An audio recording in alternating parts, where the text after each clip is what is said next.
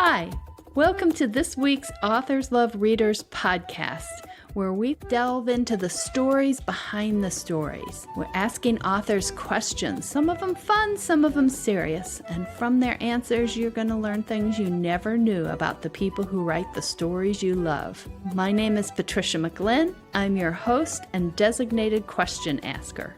I'm JF Penn, and I'm an author who loves readers. Now, let's start the show. Hello, and welcome to this week's edition of Authors Love Readers podcast. I am delighted today to have JF Penn visiting us. Well, I was going to say from the UK, but some of the listeners are in the UK, so visiting us, period. We know each other. Well, I feel like I know you a lot better, which you must run into a lot because she does a wonderful podcast on the business side of writing. We're going to talk about the writing side of writing this time. And we met at the Novelist Inc. conference, which to regular listeners is a refrain. So they hear about Novelist Inc. a lot. So do you prefer JF? Oh, Joanna is fine. Okay, We're Joanna. friends, Pat. Okay. For readers looking for your books, it's JF Penn for your fiction books. So tell us a little bit about your fiction, because you have an interesting niche, would you say? Well, it's funny. I mean, I think you're right. I write thrillers under JF Penn and non-fiction under Joanna Penn. So I like having two different personas. So I'm here as JF Penn today, and I have a number of niches. Now, what we have in common, you and I, is a kind of crime fiction, murder mystery series. But all of my books have a supernatural edge to them. So mine have a guy who can read objects, so he can kind of see the history in objects. So that's my London crime thriller series, and he works at the British Museum. I love the British Museum, so I have these wonderful. kind of murders happening in London, and then delve into the history of human anatomy and medical history, and then things like mental health and big sort of themes that I'm interested in, all sort of delivered in a crime thriller. So that's one of my series, and then I also have the ARKANE thriller series, which I describe as Dan Brown meets Lara Croft, which is kind of kick-ass fun, global locations, a little bit of supernatural, and quite a lot of secret societies and religious conspiracy. And then I've started writing dark fantasy as well. I've got a Map Walker series. The first one, Map of Shadows, I've just started writing the second one, which is sort of split world fantasy and around cartography and maps. Like, the premise of that is, what if we could walk through a map? And I love that idea. Oh, so I love that. Yeah, it's so cool. So that's another series. So I feel like I write across many niches, but I normally say I write sort of thrillers with a supernatural edge. So that describes it all. Do you get ideas from the research? Does the research lead the story, or does the research serve the story? And do you come up with ideas specifically so you can research certain things? Well, it's interesting. It goes all ways. So, for example, I was flying into San Francisco a couple of years ago because on my way to a conference, and I'd never been to San Francisco. So I was like, okay, I don't know if I'm going to write something about San Francisco, but I bet you I can find a story here.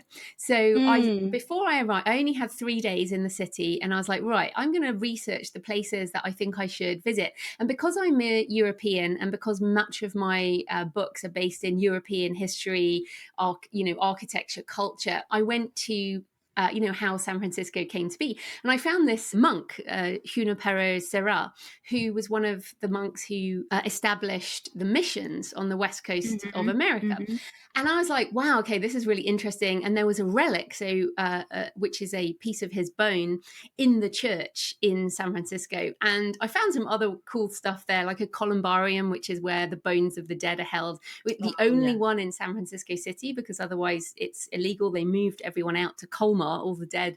But so when I went there, I found this stuff. And then I was in New Orleans, and I found a Bible in St. Louis Cathedral, which tied into Spain. Oh. And then I went to Spain, and I just happened to literally be staying in a hotel around the corner from where that monk, Junipero Serra, came from.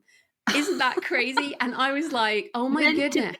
Meant to be. It was Yes. meant to be. And this is what I find as a fiction author. I find synchronicity in research. So I just stay open. Wherever I am, I'm always open to story. And then all of those ideas turned into my latest arcane thriller, Valley of Dry Bones, which ties Spanish history, Spanish colonial history, to San Francisco, New Orleans, Spain, and Africa, and the Philippines as well.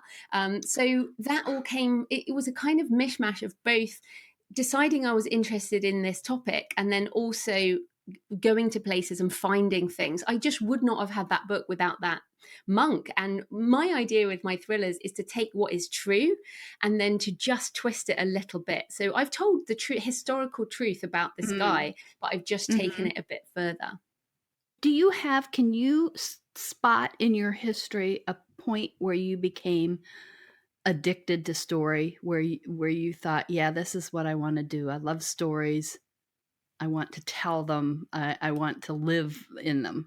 Well, I mean, in terms of being a reader, I was always a reader. My mum tells stories of me being like a little kid, going into her room at night, scared in the middle of the night. And I never had a little cuddly toy with me. I always had a book.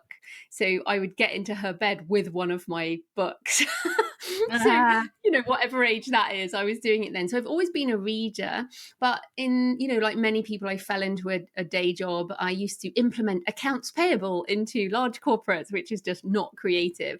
So I ended up, in my 30s, just feeling like I wasn't creative at all. I really, literally did not believe I was creative. And oh my gosh, I know, it's so sad. And if anyone listening feels like that, there is hope, because basically I was so miserable. And I think, spiritually dead. I don't belong to a particular religion, but I feel creativity is part of that sort of rising up from our soul almost. If you're someone who wants to create, but you're dampening it down, you will feel unfulfilled and miserable. And so at that point, I started writing nonfiction. And then someone challenged me around writing blocks. I said, I don't have writing blocks. And this guy said to me, well, why don't you write a novel then? You're such a reader. And I was like, oh, well, I can't write a novel. That's crazy. I'm not creative. And he said, well, that sounds like a block to me. So I was like, okay. So I did NaNoWriMo. And if people listening want to write, National Novel Writing Month happens every November. So NaNoWriMo 2009, I wrote the first 20,000 words of what would become my first novel, which is Stone of Fire. And I basically haven't stopped. So that was the moment. So when in those 20,000 words did you say, whoa, I can do this?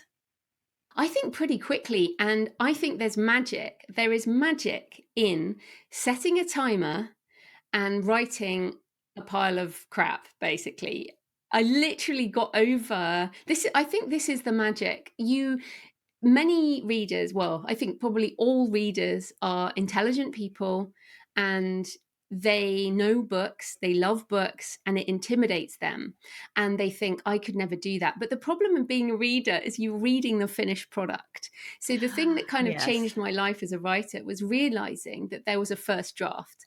And I think Anne Lamott's Bird by Bird, fantastic book, recommend it to everyone, kind of taught me that, it's okay to suck. It's okay to have that not very good first draft. So for me, those 20,000 words, probably only 5,000 words of that became the seed of the book. And then I did a year-long Year of the Novel course at a local library and wrote that, did the draft, did the edits, etc. So what I would say to people is, if you want to write, then it literally is set a timer, sit down, write for the amount of time that there is, and understand that will be not very good, but you don't know where it might end up.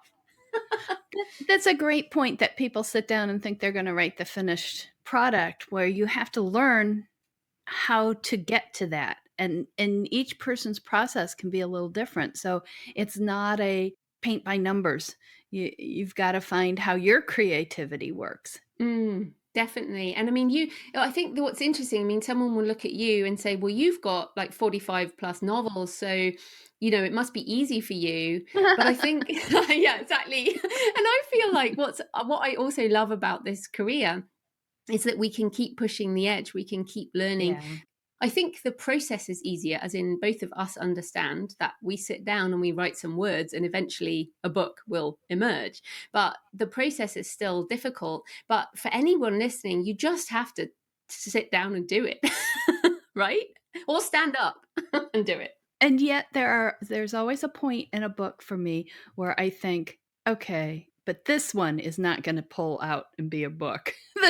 This mess is not going to be pulled together. And I know intellectually that I have done that before, but there is something in me that each book says, yeah, but this time it's not going to work. But that's because you're challenging yourself. And I feel the same way. I think, we partly why we do what we do is to keep challenging ourselves. So if we're not on the edge of our ability, it would be too easy and we would just give up, or we would be bored, or I would be back in my day job just doing the same thing over and over again. And although the practice itself is the same thing over and over again, the ideas and the story and the characters and all of that and the world for me is different every time. Mm-hmm. So I think that's the exciting thing about being a writer. Let's jump back to some of the getting to know you and letting the readers and listeners get to know you questions. And I'm curious about this. Do you have any strong fears, and do you use them in books? I think I have fear of being tied down. Like for me, a fear would be being trapped, being not free to do what I want to do. I'm very law abiding. I mean, like, I don't want to go to prison or anything, where people would take away my freedom to choose my life. So from a very young age, I was brought up by a very strong single mum, and she took us to live in Africa, in Malawi. I went to school in Malawi in Africa, and from a young age, I've had a strong female independent role model. And so for me, that kind of independence has always shaped my life. So my fear is to be dependent.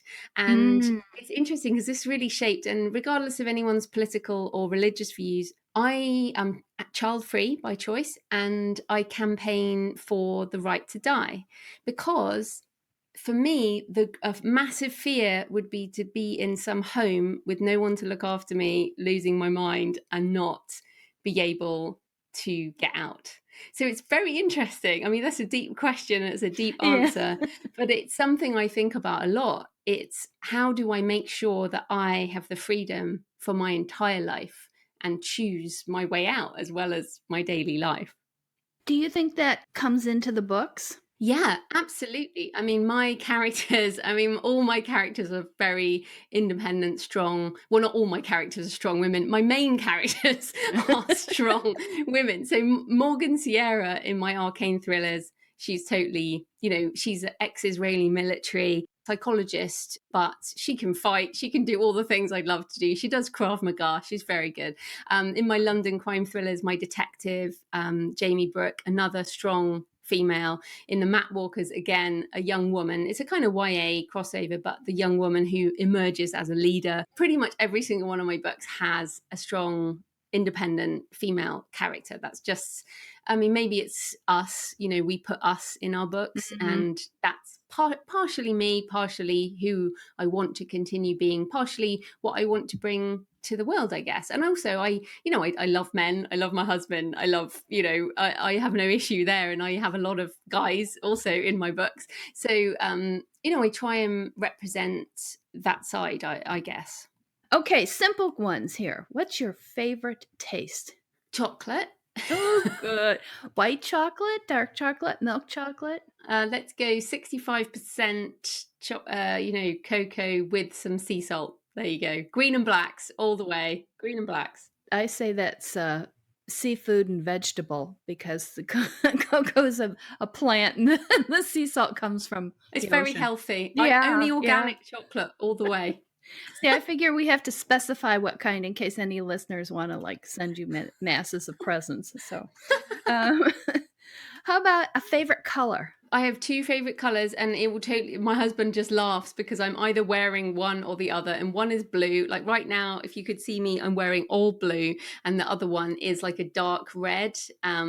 like a sort of wine red color, which is the Mm. color of my car, the color of my, my bathrobe. So I basically, all of my life has got these two colors, like blue and like a dark red. Do you know how that originated? Do you associate it with anything in particular? No, I definitely like primary colors. I'm not a pastel girl at all, so definitely primary colors. I don't know. I mean, the blue, obviously, ocean. I'm a Pisces. I scuba dive. I love the ocean.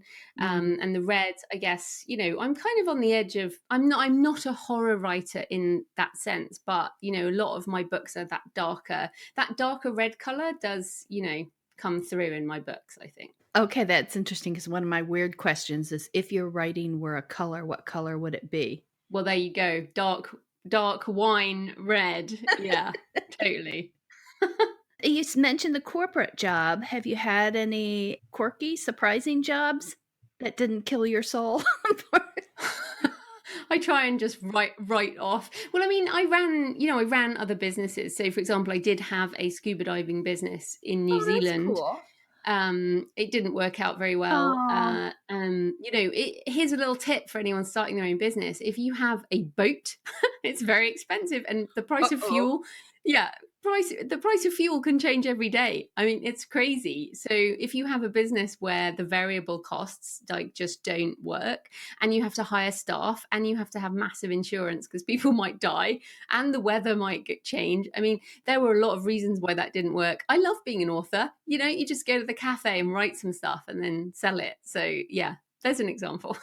Okay, so that's one of the questions that one of our readers asks. Do you have a favorite place to write? And that this reader asks if it has an inspirational view, which I think is really kind because I think they want us to have an inspirational view. Oh, do you know, that's such a lovely point. And I feel like that is a romantic question based on an ideal life. What I find is really interesting. I have to have really boring routine in order to write a book. So I write at a particular particular table in a particular cafe. There is no view. It's like the back of a coffee machine.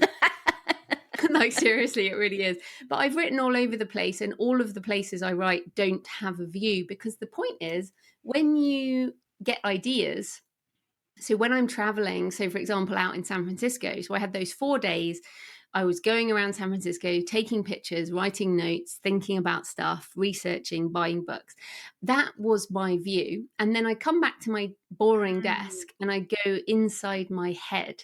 And inside my head, and also my pictures, all the pictures I've taken, really important for detail. So I think the view is not the point. The view is not the thing. The research is the view. And then when you write, boring routine is the way forward. Authors seem to be split almost 50-50 on whether they want that blank canvas in front of them or whether they want something gorgeous. But either one is inspiring. Yes, but also I think I'm very privileged in my life. The way I choose to live, which is very location independent, I travel a lot. So I think many writers who have a perfect home life, a perfect view, don't necessarily travel as much as I do. So I prioritize spending money on traveling, and I still live in a rented apartment. And I to me the creation space is more a laptop in whatever cafe, and the interesting research space is out there in the world. Okay, I want to ask one more for sure getting to know you question to make sure we get it in. I have this peculiar little desert island that you're going to be stuck on for a really, really, really long time. That's the bad news. The good news is it has the facilities to play movies. Then the medium bad news is only 3 movies. So you have to pick 3 movies. It's a very peculiar island. 3 movies that you're going to watch over and over and over for a long time. The question there is, what if you're stuck on this island? Because I'd be like, yeah, I'm done with the movies. I just wouldn't be watching the movies. If I'm stuck on this island, I'm not watching the movies. I'm probably like swimming around the reef and investigating and building stuff and doing other things. To be fair, I mean, I'm a big reader. I'm a big audiobook listener. I don't watch a lot of movies, and the movies I do watch are not at all. My husband laughs. My husband is very literary and I'm kind of like I enjoy movies like Con Air, which is Con Air, like I said, Mr. and Mrs. Smith with Angelina and Brad Pitt. I mean, come on, that's awesome. What else? Legends of the Fall. I think I'm really stuck in the early Brad Pitt years, to be fair. But Legends of the Fall, I could probably watch over and over again. A Room with a View, potentially early sort of influence on me, although I'm not much of a romantic. But I think the point there is, I guess I'm not a great movie person. I read voraciously and I enjoy the experience and I move on. And so I'd probably just be out there swimming in the surf. Okay. I hope my desert island has good water around it for you to explore. Good reef. Good reef. Snorkeling. If you could write a book with any other author, alive or dead, who would you want to work with and why? That's a tough question because I know a lot. I've co-written a number of books, and I find the process very, very challenging. Even like four of us authors got on a train in Chicago to New Orleans and we wrote a book, 4 of us together, called American Demon Hunters Sacrifice. And we wrote it on the train about the train. And it was incredible. City of New Orleans. Yeah, in New Orleans. We were there for a week and we wrote it together and we published it. And, it was about our trip on the train and we included the conductor and everything. It was so much fun. So I understand what co-writing is. And I would love to say, oh yeah, I'd love to write a book with Stephen King. But I also know that, and Stephen King himself says in On Writing, which is another must-read book, that sometimes not meeting your heroes is a better idea.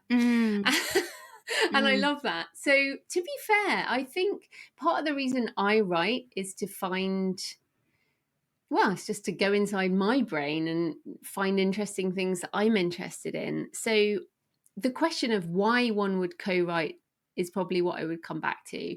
And although I've enjoyed the co-writing experience, I've found it very challenging. It's not something I'm planning to do. So I would have to say, I love you, Stephen King, but I'm just going to keep reading your books.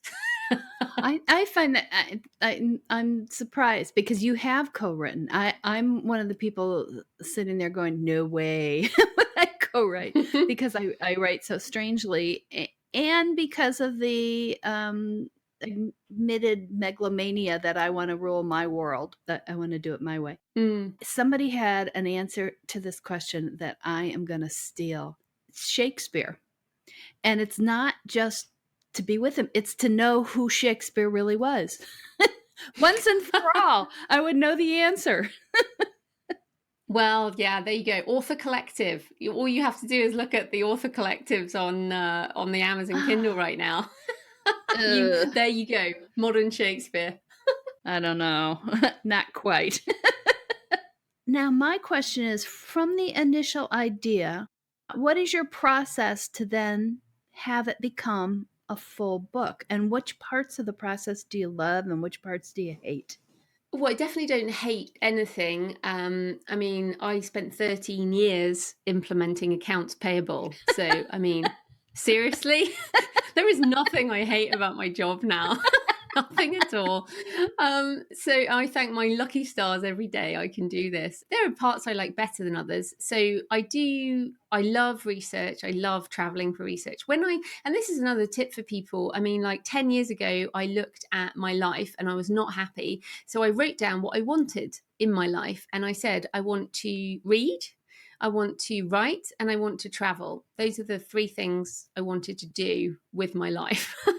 In that way, that's basically what I do. So for me, the bit I really love, like I'm planning out my trips for next year. We're cycling through Thailand, Cambodia, and Vietnam. So I know there will be a book out of that. Yeah. in some way. Like we'll spend a certain time in Bangkok. I'm also planning, trip to Amsterdam. There'll be a book out of that. So I'm kind of, I love the research process. And what I tend to do is just consume. So I have these two modes. One is consume mode, which is all the world, and I go to things and I look at art and I go to places and talk to people, and then I produce. So consume and produce. So probably the most difficult, first drafts are hard for anyone, right? They're hard. So when turning those ideas into a first draft is probably the hardest part, but also that's the bit we do, that's the rewarding part. And then I pretty much love editing and the production process, like, the publishing side, whatever has to be done. So I think I probably love I love the ideas and the research and all of that. But also I love turning a first draft into a finished book too. You go someplace and you're inspired and you have pieces from that, and then you combine that with other pieces. I'm thinking about going to San Francisco and then combining it with pieces from New Orleans and combining it with pieces from, it sounded like Spain, and you mentioned the Philippines and Africa. And at what point, what do you need to know and to have before you sit down to start to write that first draft? I think I need to know, because now I've got so many series, I kind of need to know which series it's in or whether it's a standalone. So for example, this is a good example. In the year 1999 it was. In 1999, and we're talking in 2018. So this was a while ago, right? I sailed from Fiji to Vanuatu on a tall ship. So, with sails and things. Yeah. And that trip really changed my life in many ways. But it was 10 days, I think it was 6 days blue water, as in you can't see any land. And what's so interesting is a book that I want to write in the next year. I want to write a standalone horror novel set on that boat. And that has come, that's like however many years that is, 18, 19 years later, that is coming back to me as a story idea. So I need to know setting. So when I think about that book, right now I can't write that book. I've started thinking about it. I have a setting. I have a couple of the characters, but I need a few more characters. I need to know the ending. I need to know, I'm someone who needs to know the ending, whereas I know some authors don't. I need a few kind of what they call tentpole moments, so a few pivotal scenes. And then I'm not an outliner, so I don't tend to do a massive outline. I'll write, I'll open a Scrivener project and I'll write a few things, but mainly I have a few ideas. I write 20 to 30,000 words, and then I will do like a reverse plotting type thing. Yeah, I do reverse plotting, but I meander a lot. Yes, there's a lot of meandering. I'm more of a discovery writer, but I need, I won't start writing that book until I know more about it. So probably before I write that book, I'm going to write this Matt Walker book. I'll probably write an Amsterdam book before I get to that book. So I'm always thinking about the different things. So one of the readers asks, and this kind of segues into you're talking about having the series, do you miss the characters and think about the characters once you've finished a book? No, because, like I said, my main characters are mainly me. So and you're always there, right? Yeah, I'm always here. So it's more like I'm somewhere. My husband will laugh. We went to Budapest for the weekend, and I took him to, the mass grave at the synagogue and the House of Terror, and I'm like, oh, I wonder what Morgan will do here. My main character, my ARKANE thriller. So my characters are experiencing the world as I see them generally. So you're carrying them with you, or you're carrying yourself there. That makes a lot of sense.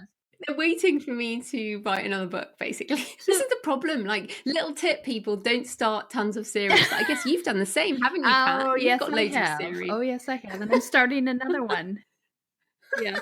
We can't help it. It's an addiction. I know. And then I can't let go of any of them. That's the other half of the addiction. Like this story idea on the tall ship. do you have any ideas that you have jettisoned completely, or do you have and like half-finished books, or do you give up on stories? That's a prejudicial question, sorry. Do you, let go stories that are not gelling, or what do you do with ideas that just aren't coming together? I just, I have, I use an app called Things, and I have a folder for ideas and quotes and links, and then I have Evernote, which I also have links. I have about 25 Scrivener projects that have not happened, but I don't consider them, let go forever. Like I've got another idea about a group of people who go up a volcano, and I watched a documentary about it, and I was like, oh, I want to write that. And but I don't know when that's going to fit or how that fits. I just know that at some point, the notes I wrote on that documentary, because I watched it twice, in the end, I was like, this is great. Mm. So I wrote notes on this documentary, and I've saved those notes. I don't know how they will appear, but I'm 43. I have time. I know these things will reemerge. And in fact, this is a great little anecdote. So Stone of Fire, my first thriller, that idea, I had the seed of that idea. I found a journal from 6 years before I wrote anything Oh. fiction, and the seed of that idea was in my journal. So I Oh, have this massive belief in the power of the unconscious yes. to think about things over time. I mean, it's a bit like when I finally get this book out about, the tall ship, it will have things in that happened to me 18, 20, however many years ago, that have emerged in a different way. And, I will have messed it up over time or whatever, but I just don't believe anything is lost. So even if I might say, well, it's more now, I don't know which book to write next, but I feel that one is half baked right Mhm, now, so mhm. it needs more time. So that's kind of how I work. But I don't have a production plan for time ahead. I work on the book that feels like it needs to come out, if you know what I mean. Yes, yes. Um, so which of your stories like, it sounds to me like your stories can change considerably from conception to finish, but which of your stories then has surprised you the most, and how did it surprise you? Oh, do you know, I'm probably surprised by every book. And I mean, I really am. I just don't know. When we moved to Bath, for example, which in the southwest of England, if people, it's a Roman spa town, so it's kind of an ancient place. And when we moved here, I just felt like, wow, this place is perfect. I'm not sure because we were living in London before that, Mhm. and I wrote the London thrillers, and London is very gritty, it's amazing and gritty. And we moved to Bath, and it was way too perfect. And I felt like I could not write about Bath. I just couldn't find something. And then I would walk past this map shop every day when I went to the cafe to write. And eventually I was like, what, and there's an old guy in there doing his maps. And I was like, what if he died and left me a map shop? Like, what would that be? And so ended up Map of Shadows is about, Sienna gets left a map shop by her grandfather, but then it turns out that he's protecting this other world on the edge of the map. And so that actually, this series surprised me because I was not intending to write this book.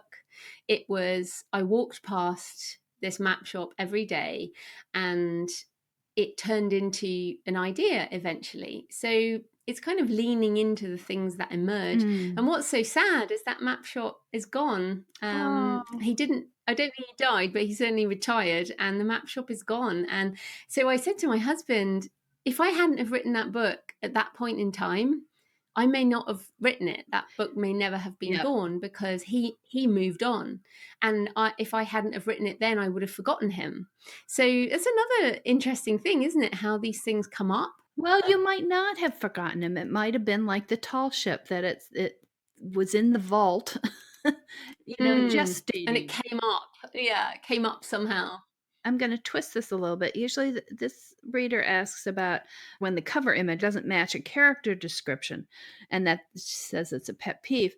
But I'd like to turn that a little bit because how do you conceptualize a cover or covers for your books with these, you're not doing straight murder mysteries, you're not doing romance where you put, a couple on the cover, you're not doing westerns where you have the the horse. How do you conceptualize to come to a cover?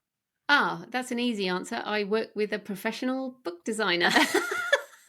I mean, literally, well, what I do is, in terms of images, obviously I have my own pictures, but then I also have a Pinterest. So I use, I'm like JF Penn on Pinterest, and I have a board per book. So when I know what the book is going to be, I will send the board to my book designer, and I'll say, Ah, these are some of the key elements. These are some of the aspects of the book. What do you think? So, and also the other thing is I've had multiple covers. So my book Desecration, which is the first book in the London crime thriller series, that book has had 3 or 4 covers at this point, because when I wrote the book, I didn't really understand where it fits. So this is the problem with writing cross genre. mhm. But eventually, once I'd written 3 books in that series over 4 years or something, we kind of got a good design for the series. So we, put those covers on. And the same, like my book Stone of Fire, the original title, my first 3 novels, the titles were different. And then I rebranded, recovered. So this is the wonderful thing about being an independent author. I Yes. mean, traditional publishers do this too. This, they will recover, retitle books all the time. Readers might not notice, but this happens all the time. So the Map of Shadows is a good example. We put that we had different ideas. I mean, it could have been an urban fantasy YA cover with a woman with a, Hmm. kick-ass kind of cover, but we went for the more there's a compass on the front and a map, and it's much more kind of higher level, I guess, than the sort of it's very hard to get it, but I have no doubt that I will redesign or have covers designed again. I'm not afraid to recover books, and I think that's the most important thing. That's interesting. Yeah, I would say what occurred to me when you were saying supra genre, because Mm. rather than trying to tighten the definition of what your books are, you're going broader with the covers. Yes, or at least finding models and then modeling those. Mm. But yeah, I mean, that I think that's probably important. But equally, part of the reason I love writing fiction is because I don't have to fit in any box, and we're lucky now we can write what we like and put it out there, and people like it or they don't. Very fortunate. Such is life. Very fortunate. Having started in the world where you had to be, mystery, romance, Mm. science fiction, and that was and maybe westerns, but that was about it. You didn't have the cross genre has benefited so much from the indie world and from digital too, Mm. where you can find the readers who enjoy those. And let's talk a little more about readers. What sort of reactions do you get from readers? What sort of interactions do you have with them? I'll tell you, there's one writer I interviewed who has readers who send her chocolate. So that might still be my high bar. Well, I mean, like I said, I live a very kind of location independent life, so I try and avoid physical things. But I do obviously I have an email list, and I tend to send pictures of my travels out in my sort of regular newsletter, Mhm. and people reply to that. And what I like, I think, is, and like we mentioned with books and films, it's giving people an escape. And so a lot of people don't get to travel like I do. Ah, And many people who like my books do want to travel somewhere, whether that is in the real world or whether that's into yeah, a fantasy yeah. world. So yeah, I love sharing my pictures. I always put lots of pictures in my in my newsletters, and as I said, I have my Pinterest page, and I like sharing physical images around the books. And then I love, I mean, you know how it goes, you put out a book and then people read it within 24 hours and say, when is the next one? Yeah, where's the next one? And this is the problem with all the series. You're like, oh, which series do I need to write next? I mean, but we're very lucky that way, and I feel grateful that my readers allow me to. I mean, inevitably some readers like certain series, and they want another one of those books. And but yes, I feel I'm like very honored to have people saying, when is the next one? Yeah. Yes, absolutely. But I feel like they don't necessarily know, like this horror book on a tall ship. Who knows what that will be in the future, and who knows whether they will like it or who will like it. So we, as creatives, we have to keep pushing the boundaries of what we want to create, and then people like it or they don't. I want to tell everybody that all your links will be in the show notes, so they don't have to try to madly take notes about that. Make sure that will all be there. And before I forget, if anybody is interested in going into the business of writing and or as an inspiring writer without necessarily looking at it from the business side, I highly recommend Joanna's Business Side podcast. And we will have a link to that as well in the show notes. And she has some other materials that I already have on my website in the section for writers. So I have links to that information there. But getting back to reading, which of your books, for somebody who has not read anything by you, where do you think is the best entry point? Well, again, I mean, when people ask me this, I just say, well, what do you read? I try and find out what people read before I recommend something. So my ARKANE novels, there's 10 of those now. So if you like the kind of Dan Brown meets Lara Croft idea, if that interests you, then you start with Stone of Fire is actually free. Or the Spanish book I mentioned, Valley of Dry Bones. They're all of my books are standalone in that you can read them out of order. They don't have to be read in order. If people like, the crime thriller with a detective, then the London crime thrillers, so Desecration. And then if people like fantasy, then Map of Shadows. So it becomes, but of course, the way in is you can actually get one of my books for free at jfpenn.com/free. Or as I said, Stone of Fire is free as well as an ebook. So I don't know. I just trust readers really to kind of find what they're interested in. I mean, you and I are readers. I don't have any problem finding books to read. It's sort of like ideas for stories. Yeah. I mean, really, it's not. So if people are interested, then I have lots of books like you, and readers will find the one that interests them, hopefully. Do you have any book that you consider sort of a hidden gem that even your most loyal readers maybe haven't read? Do you have an orphan stepchild? Well, it's interesting. I think the standalone books are always harder to market because a lot of people like series. So of course, the ARKANE series has 10 books, so you can really binge. I mean, we read fast anyway, so even if you're, you could binge those within a week if you really wanted to. So probably my book Risen Gods, which is a co-written book, is actually based in New Zealand, and it's a standalone, and it was inspired by the tidal wave that almost destroyed Christchurch in New Zealand. And I'm a New Zealand citizen. My husband's a Kiwi. I lived in New Zealand for 7 years. I'm actually going next week as we speak, heading off to New Zealand again. And a lot of people don't know much about New Zealand, so it's very hard to market a book that is based on Maori mythology when it's a standalone. So it's funny, I've thought about writing other books in a series in that way, but it's very much a kind of YA crossover, urban fantasy / supernatural thriller / whatever. But so I would say there, check out Risen Gods if you're interested in that kind of urban fantasy supernatural thriller side. That's great. And I highly recommend New Zealand. Want to go back soon, I hope. So is there anything I haven't asked you that you would like to answer? No, I mean, if people, want to come and find me, jfpenn.com is where my fiction self is, and thecreativepenn.com. Pen with a double N is where I am for writers, or if you're interested in writing. And I do think that many readers do want to write. So I'd encourage you to, consider that. I think everyone should write a book. I really do. Well, except I've just lost my narrator from my audiobooks from my mysteries because she wants to go and write a book. And I'm like, no.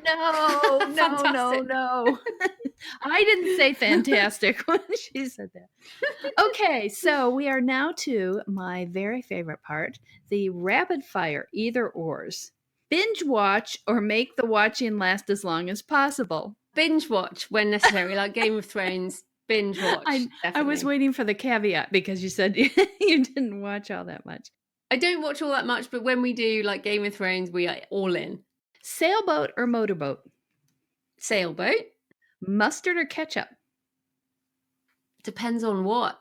Oh, she only made it through 2 before she won. Winter Olympics or Summer Olympics? Neither. Not into watching sport. Coffee or tea? Coffee all day, every day. Oh, cat or dog? Cat, absolutely. Hot air balloon or train trip?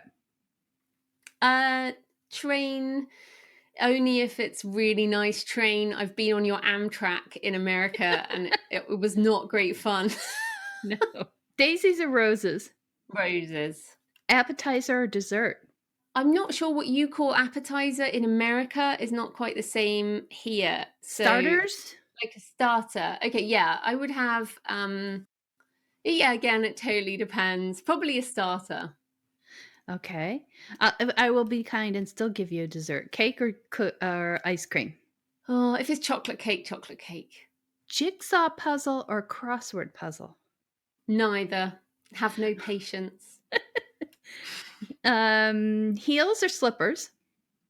Oh, I gave up heels 4 years ago, so definitely slippers. Okay. Hiking boots or cowboy boots? Hiking boots. We don't do cowboy boots in England. Pickup or sports car? I have a sports car, so definitely that. House decorating or gardening? Neither. I'm location independent. Paper plates or best china? Paper plates, definitely. Mountains or beach? Depends what for. Again, both. Another cheater here. But I don't lie on beaches. I just don't lie there. I want to be exploring. Day or night? Day. Opera or show tunes? Neither. Silence. Nail polish or bare nails? Bare nails, totally. Leggings or sweats? Neither. Jeans. Spring or fall? Either. Again, having lived in New Zealand, everything's reversed. So I'm thinking whenever it's spring in England, it's fall in New Zealand. So would you rather have 2 springs, spring in England and spring in New Zealand, or 2 falls? We like spring and fall. I'd rather, I mean, I like all seasons. I like seasons. Okay. Cruise or trekking vacation? Trekking, definitely. Okay, and the last one, grab the best first or save the best for last? I don't really understand the question. Well, if you're okay, you have 3 books that you're going to read, and one is going to be just fabulous. Would you save that one for last, or would you dive in first? No, I'd read that one first because the others, life's too short. Okay, that's the answer. Grab the best first. Yes. Thank you so much, Joanna, JF Penn. Really appreciate your taking the time and joining us today for this edition of Authors Love Readers and letting people get to know you as a writer and that side of you. You've been very generous in the indie community with the business side. Well, thanks so much for having me. It's great to be on the show. Well, thank you. And I hope everybody will come back next week to hear the inside story with another author. In the meantime, have a great week and a week full of happy reading.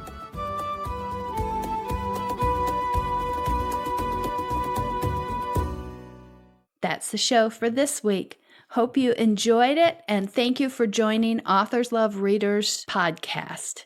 Remember, you can always find out more about our guest authors in the show notes, and you can find out more about me at www.patriciamclinn.com. You can also send in questions to be asked of future authors at podcast@authorslovereaders.com. Until next week, wishing you lots of happy reading. Bye.